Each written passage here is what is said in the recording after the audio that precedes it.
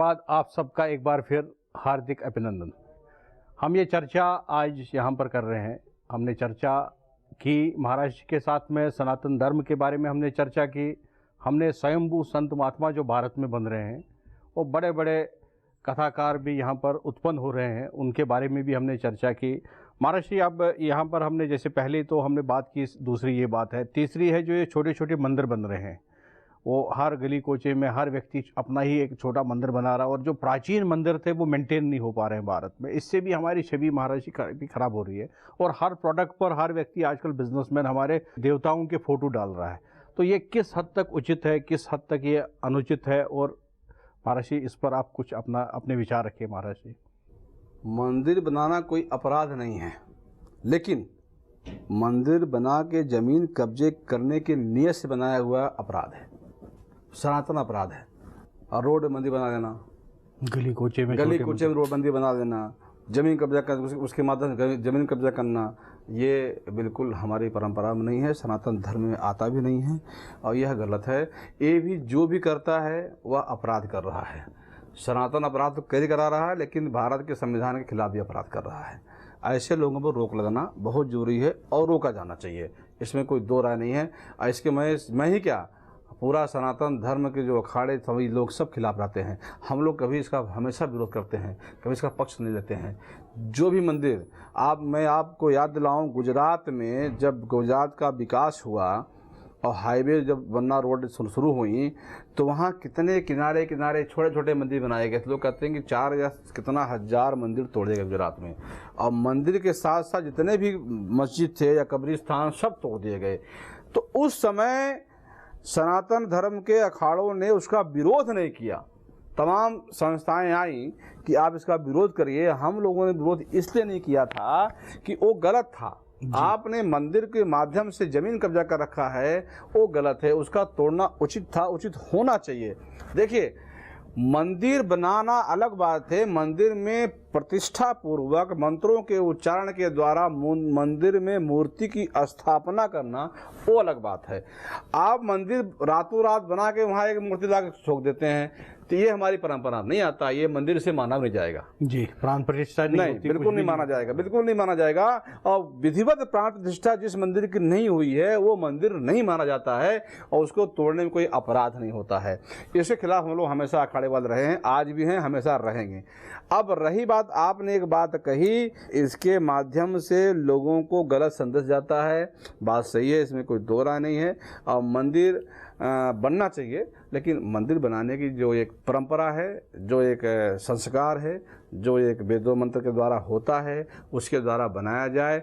जमीन किसी विवादित जमीन न हो, स्वयं की जमीन हो तो अच्छी बात है, खरीद के बनाया जाए तो अच्छी बात है। लेकिन आज आप छोटे मंदिर बात कर रहे हैं, मैं तो बड़े मंदिरों की बात कर रहा हूँ। बड़े बड़े मंदिर बना करके वहाँ मार्केटिंग की जा रही है, वो भी 500 करोड़ का, वो भी 1000 करोड़ का, वो भी गलत है। अरे मेरा तो मानना है कि ये 5-5 हजार का करोड़ का जो आप मंदिर बना रहे हो, इससे अच्छा 5,000 करोड़ अगर गांव गोद ले लो तो पूरे भारत का नक्शे बदल जाएगा। दुर्भाग्य इस बात का है। मैं तो उन लोगों को समझाना चाहता हूं कि आप लोग भ्रमित हो रहे हैं। अरे वहां कुछ भी नहीं है, वहां आपको मंदिर है ही नहीं, वहां तो वहां तो आपको पिकनिक मनाने जा रहे हो आप। भगवान का भव्य श्रृंगार कर दिया, मूर्ति लगा दी गई है, उससे क्या मतलब है? अरे जहां आस्था है, बांके बिहारी के यहाँ जाइए, जहां पुरानी परंपरा हमारी, जहां भगवान श्री कृष्ण स्वयं विराजमान है। आप देखिए, रहीमदास जी बैठ के वहां जूती बनाया करते थे। उन्होंने एक जूती अपनी बनाई भगवान श्री कृष्ण बड़े प्रेम से, और उन्होंने कहा कि वहाँ के पुजारी से कि भैया ये जूती जरा मेरी पहना दो भगवान श्री कृष्ण को। है तुम्हारी जूती को पहना जाता है तो मुसलमान हो, तुम्हारी जूती हम नहीं पहनाते, रखो उसको। ठीक है भाई। सुबह जब पुजारी ने मंदिर खोला तो वही जूती भगवान बांके बिहारी के चरणों में देखी गई। आप समझिए, वह साक्षात भगवान बांके बिहारी हैं, जहाँ चाहे सबका बिना सभी धर्मों का, चाहे मुसलमान रहीमदास जी खाना साहब की जूती पहन करके उस पुजारी ने जाकर रहीमदास प्रणाम किया, धन्य रहीम, तुम्हारी श्रद्धा तुम्हारी भक्ति देख करके हम लोग प्रसन्न हुए। ऐसे मंदिरों में जाइए, अरे वहाँ पे क्या रखा है? 5500 करोड़ के मंदिर बना लेते हो। पैसे का बिल्कुल दुरुपयोग हो रहा है। मैं इसका ईर्ष्या बस नहीं कह रहा हूँ, जलन बस भी नहीं कह रहा हूँ, लेकिन गलत परंपरा डाल रहे हो आप। मंदिर बनाइए लेकिन वहाँ आस्था हो, वहाँ कम से कम कोई न कोई विधान के साथ बनाइए और वहाँ लोगों की आस्था हो।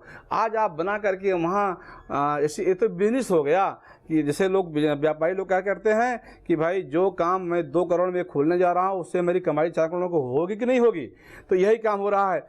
अब लोग कहेंगे महाराज आप भी तो मंदिर में बैठते हो, बिल्कुल बैठता हूँ, लेकिन हमारे मंदिर में आज से नहीं बना हुआ। मेरा मंदिर या किसी संतों का मंदिर जो पुराने मंदिर हैं वहाँ कोई व्यापार नहीं होता है, कहीं व्यापार नहीं होता है। आप देखिए किसी मंदिर में जाइए, जहाँ भी ऐसे मंदिर हैं, कहाँ बांके बिहारी के मंदिर में दान पेटी वहाँ लगी है, श्रद्धा हो डालो, नहीं तो मत डालो, ये आपकी इच्छा पे है, लेकिन किसी को विवश नहीं किया जाता है। तो मेरा कहना है मूल बात पे आइए, मंदिर बनना चाहिए, मंदिर में आस्था होना चाहिए, प्राण प्रतिष्ठा होनी चाहिए, बना करके उनकी भोग की व्यवस्था, उनकी व्यवस्था छोड़ करके बाकी छोड़ दीजिए। जिसको जाए, मैं कहता हूँ अगर श्रद्धा से वो कुछ देता है मेरा उसका कोई विरोध नहीं है, लेकिन आप वहाँ गेट बैठ कर रसीद काट रहे हो, ये विरोध है। गलत तरीके से धन से बनाया हुआ मंदिर भी सही नहीं है। देखिए जैसे आपने कहा, मेरी बात सुनिए, एक राजा के यहाँ बड़ा भव्य उत्सव था। एक तब हमारे ऋषियों मुनियों की टोली घूमा करती थी, गांव गांव में घूम टोली जा रही थी। राजा ने बुलाया, वैसे महात्मा बुलाओ भोजन करे हमारे यहाँ। आते गए महात्मा लोग, पर उन्होंने कहा महाराज हम लोग भोजन नहीं करेंगे। क्यों? बोले भरा हुआ पेट है। बोले ठीक है, ठीक, कोई बात नहीं। राजा के 1-2 किलोमीटर दूर एक किसान के यहाँ गए। किसान ने आह्वान किया कि महात्मा लोग हमारे भोजन करिए। बोले हाँ, भोग लगी, भोजन बनाओ, मैं करता हूँ। भोजन किया उन्होंने। भोजन करने के बाद राजा को पता लग गया। राजा ने बुलाया, सबको बुलाओ यहाँ। बोले हमारे यहाँ भोजन नहीं किया, आप वहाँ क्यों किए? बोले सरकार बिल्कुल सही है। बोले आप एक रोटी उनकी मंगाई, एक रोटी उसकी मंगाई, निचोड़ा, राजा के रोटी में खून निकला और उस गरीब किसान के यहाँ दूध निकला। बोले इसलिए भोजन नहीं किया, तुम्हारा यहाँ अपराध का भोजन है, तो मेरी जो तपस्या वो भंग हो जाएगी।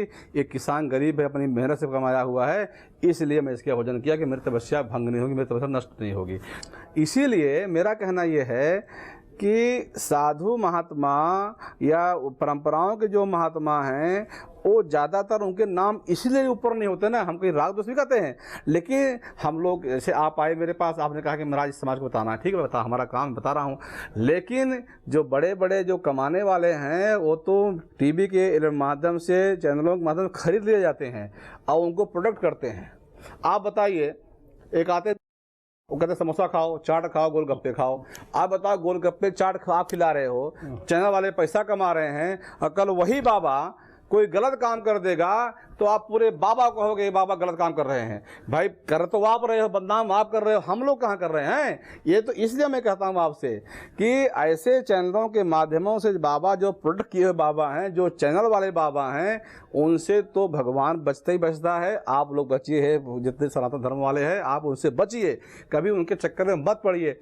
एक आता है, लिखते हैं कि लॉकेट हनुमान जी का, कि दूरबीन जितना कहते हैं इतना हनुमान चालीसा वहाँ लिखा हुआ है, आप गले में पहनिए, आज पहनिए, कल करोड़पति हो जाइए। अरे क्यों बेवकूफ़ बना रहे लोगों को? ये कोई माध्यम होता है क्या? आप धंधा करके लोगों को बेवकूफ़ बना रहे हैं। मैं आज आपके माध्यम से कहता हूँ, कुछ मत पहनिए, अपने घर में बैठ करके 108 बार हनुमान चालीसा रोज़ पाठ करिए, आप घर में कुछ नहीं होगा, कोई विपदा आएगी नहीं। लेकिन करिए, 108 पर गए, थोड़े करिए। अरे इन ढोंगे चक्कर में क्यों पड़ते हो? जो ये चैनल जो ये लॉकेट बना रहे हैं, मैं उनसे पूछता हूँ कि आपको लॉकेट बनाने की जरूरत क्या पड़ी? अरे एक लॉकेट आप पहन लेते और पूरे विश्व धनी आप बन जाते। सही बात। आप ये लॉकेट बेच क्यों रहे, बताओ मेरे को? जब लॉकेट पहनने से हमारा पति बन रहे तो आप लॉकेट, एक लॉकेट आप पहनिए ना, आप पहनिए, आपका बच्चा पहने, आपका भाई पहने, आपकी पत्नी पहन ले, और उसे पहन के पूरे विश्व के धनिया बन जाओ। आप लॉकेट बेच क्यों रहो, ये बताओ मेरे को। तो इस सब चीज़ों से यही सब मैं कह रहा हूँ आपसे कि सनातन धर्म को तो यही लोग बदनाम कर रहे हैं, और इनको इन पे प्रतिबंध भी होना चाहिए। गलत विज्ञापन, गलत चीज़ दिखाना, ये भी सरकार का दायित्व है कि आप उस पर प्रतिबंध लगाइए, और लगाना चाहिए। महाराज जी ने अभी इस सेशन में मंदिरों के बारे में रोशनी डाली, और उन्होंने ये कहा कि जो भारत में बहुत बड़े बड़े मंदिर बनाए जा रहे हैं, मंदिरों का बनना कोई गलत बात नहीं है, लेकिन विधि विधान से मंदिर बनने चाहिए, प्रॉपर प्राण प्रतिष्ठा से मंदिर बनने चाहिए। और जो हमारे प्राचीन मंदिर है वो हमारे धरोहर है, उनको उनकी मान मर्यादा हमें बचानी चाहिए, उनको मेंटेन करना चाहिए, जैसे बांके बिहारी जी का उन्होंने बताया। और वैसे ही हमारे 12 ज्योतिर्लिंग है और बहुत सारे मंदिर ऐसे हैं भारत में जो बहुत प्रसिद्ध मंदिर है। शक्तिपीठ है, भगवान शिव के मंदिर है, कृष्ण के मंदिर है, राम के मंदिर है, प्राचीन काल से चलते आ रहे। कोई 500 साल से मंदिर है, कोई 1000 साल से मंदिर है, और आज भी उन मंदिरों में शक्ति है। आप वहाँ जाते हो तो आपको एक ऊर्जा मिलती है, एक शक्ति मिलती है, और आपको एक शांति वहाँ प्राप्त होती है। अभी हमने भी एक सर्वे किया था मथुरा वृंदावन में। हमने लोगों से पूछा कि आप अभी प्रेम मंदिर होके आए। उनने कहा कि सर हम तो प्रेम मंदिर तो घूमने जाते हैं, लेकिन दर्शन करने जाते हैं बांके बिहारी। प्रेम मंदिर तो हम घूमने जाते हैं, लेकिन दर्शन करने जाते हैं बांके बिहारी। ये एक वहाँ भी हमें लगा कि यार देखो भारत के लोगों की आस्था क्या है, वहाँ घूमने जा रहे हैं और वहाँ पर दर्शन करने जा रहे हैं। हमारा भी ये पॉइंट है कि अगर वहाँ पर कोई मंदिर बन रहा है, 1000 करोड़ का मंदिर बन रहा है, उसमें से अगर बांके बिहारी मंदिर को डेवलप करने के लिए 100 करोड़ भी लगाते, उनकी गलियाँ पूरी पक्की कर देते, उनको लैंडस्केप बनाते, वहाँ पर पार्कें बना लेते, तो सुंदर दिखता वो। परमात्मा को तो वैसे ज़रूरत है नहीं, परमात्मा तो ऐसे ही महान है क्योंकि ये पूरी सृष्टि परमात्मा की है। यहाँ पर हमें एक ब्रेक के लिए रुकना पड़ रहा है, और ब्रेक के बाद हम महाराज जी के साथ में हमारा जो आज का अंतिम पॉइंट है उस पर चर्चा करेंगे। वो पॉइंट है हमारे जो धर्म स्थल है उनकी जो वास्तविकता है वो हम बचा क्यों नहीं पाए, और उस पर हम चर्चा करेंगे। यहाँ एक ब्रेक के लिए रुकना पड़ रहा है। ब्रेक के बाद में महाराज जी के साथ में भी चर्चा जारी रखेंगे।